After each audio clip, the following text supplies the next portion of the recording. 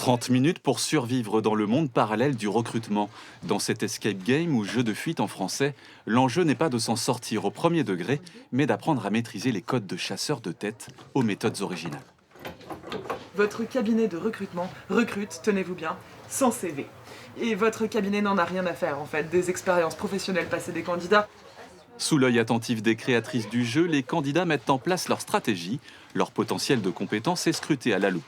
Nous, on leur dit, on ne vous connaît pas, mais si j'ai mis ça sur vous, c'est que je l'ai vu. Si moi, vous m'inspirez confiance, c'est qu'à l'employeur, vous l'inspirez confiance aussi. Vous êtes quelqu'un qui me paraît fiable. Donc voilà, je ne vous connais pas, mais moi, c'est ce que vous m'inspirez.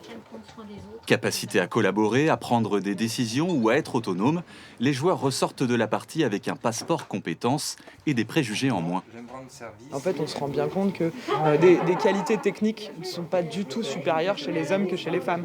Des qualités de service et d'aide aux autres et d'écoute des autres sont totalement identiques. Que ce soit une femme ou un homme, on en retrouve autant dans les deux sexes.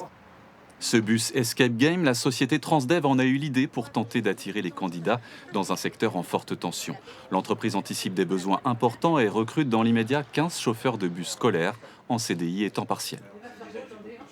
40% de notre effectif a plus de 60 ans. Et effectivement, il faut qu'on anticipe et qu'on prévoit le remplacement éventuel de ces personnes-là par des personnes ou plus jeunes ou par des profils du même type. Transdev s'associe à d'autres entreprises de secteur en manque de main-d'œuvre, comme l'aide à la personne et la distribution de prospectus.